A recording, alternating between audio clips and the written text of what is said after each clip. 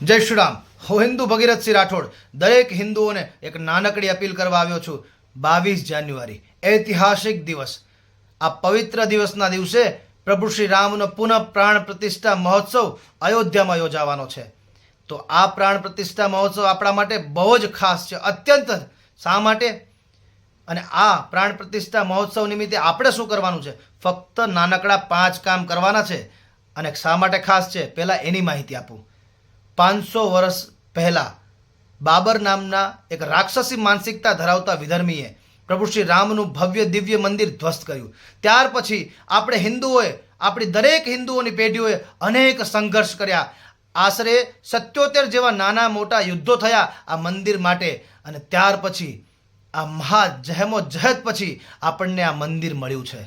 તમે વિચાર કરો કે આ ગોધરાના 27 કારસેવકોને જો ગણીએ ને કે જેઓ પોતાના પ્રાણની આહુતિ આપી હતી આ મંદિર માટે, તો લગભગ 3.5 લાખ જેટલા હિન્દુઓએ આ મંદિર બને ને એટલા માટે પોતાના પ્રાણની આહુતિ આપી દીધી. તમે કલ્પના તો કરો, એમને પણ પોતાનું પરિવાર રહ્યું હશે, એમને પણ પોતાનો ધંધો રોજગાર રહ્યો હશે. 3.5 લાખ હિન્દુઓએ પોતાના પ્રાણની આહુતિ એટલા માટે દઈ દીધી કે મંદિર પુનઃનિર્માણ થાય. કોઈ પણ ગામ હોય ને તો એની શરૂઆત રામજી મંદિરથી થાય. કોઈ પણ ગામ હોય ત્યાં રામજી મંદિર હોય. અને જ્યાં પ્રભુ શ્રી રામ જન્મ્યા હતા, જ્યાંથી રામ રાજ્ય શરૂઆત થયું, કણ કણમાં આ ભારત દેશના રામ વસે છે, એ જ અયોધ્યામાં રામનું મંદિર નહીં. એટલે આ કેટલી શર્મનાક વાત હતી. આપણા હિન્દુઓની છાતી ઉપરનો આ કલંક હતો. એને મટાવવા માટે અનેકો એવા યુદ્ધો થયા, અનેકો સંઘર્ષો થયા. રામ માટે, આ ધર્મ માટે પોતાના પ્રાણની આહુતિ આપી છે.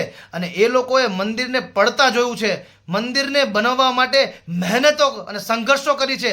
અને આપણે તો ભાગશાળી પેઢી છીએ કે જે મંદિરને નિર્માણ થતા જોયું છે અને મંદિરનો પુનઃ પ્રાણ પ્રતિષ્ઠા મહોત્સવ જોવાના છીએ. તો આપણે ભાગશાળી પેઢી નાનકડું કામ ના કરી શકીએ? 14 વર્ષ જો ભગવાન પોતાના અયોધ્યાથી દૂર રહ્યા હતા અને વનવાસ રહ્યા હતા, 14 વર્ષ પછી ભગવાન અયોધ્યા પરત ફરે છે, તો અયોધ્યા વાસી સહિત સમગ્ર દેશ દિવાળી ઉજવે છે, રંગે ચંગે ભગવાનનું સ્વાગત કરે છે, ઢોલ નગારા ત્રાસા સાથે. દરેક ઘરે દીપ પ્રગટે છે, તોરણ બંધાય છે, આસોપાલવના રંગોળી થાય છે. તો 500 વર્ષ પછી મારા અને તમારા આદ્ય પિતા આ પ્રભુ શ્રી રામ અયોધ્યા પરત ફરી રહ્યા છે, તો આપણે નાનકડા 5 કામ ના કરી શકીએ? શું છે આ નાનકડા 5 કામ? એ પહેલાં તમને કહું છું કે તમારા ઘર સુધી પણ પ્રભુ શ્રી રામના આશીર્વાદ રૂપી અયોધ્યાથી આવેલા પવિત્ર અક્ષત તમારા ઘરે પણ આવ્યા હશે.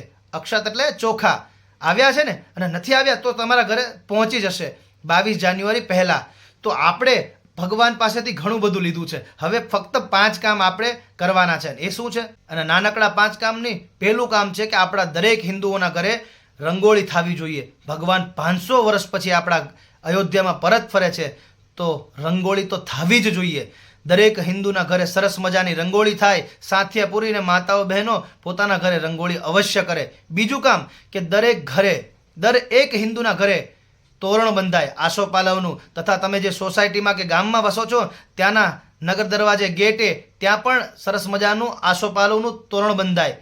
ત્રીજું કામ કે આપણે દરેક બહેનોએ પોતાના ઘરે અવશ્યપણે 5 દીવા કરવાના છે. રાત્રે સરસ મજાના 5 દીપક પ્રગટાવવાના છે. સવારે પ્રગટાવો તો પણ વાંધો નહીં, ને રાત્રે બંને ટાઈમ 5 દીવા કરવાના છે. અને કોઈ કહેશે મારે 5 થી વધારે કરવા હોય તો પોતાની ખુશીથી જેટલા દીવા પ્રગટાવો એટલા પ્રગટાવી શકો છો.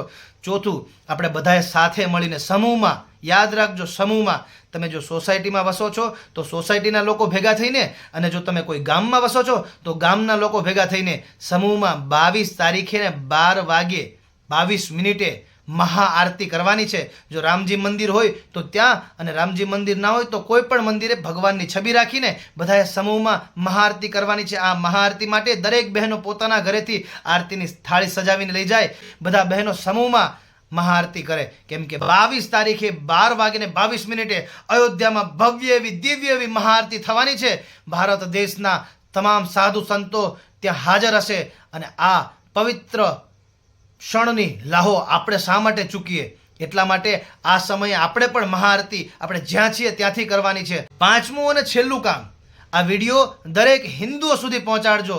કેમ કે આ વાત દરેક હિન્દુ જાણતો હોવો જોઈએ, પોતાને ગર્વ થવો જોઈએ કે 500 વર્ષ પછી આપણે મંદિરને નિર્માણ થતા જોઈએ છીએ. કેમ કે આપણા પૂર્વજોએ મંદિરને ધ્વસ્ત થતા જોયું છે અને એમને સંઘર્ષ કર્યો છે.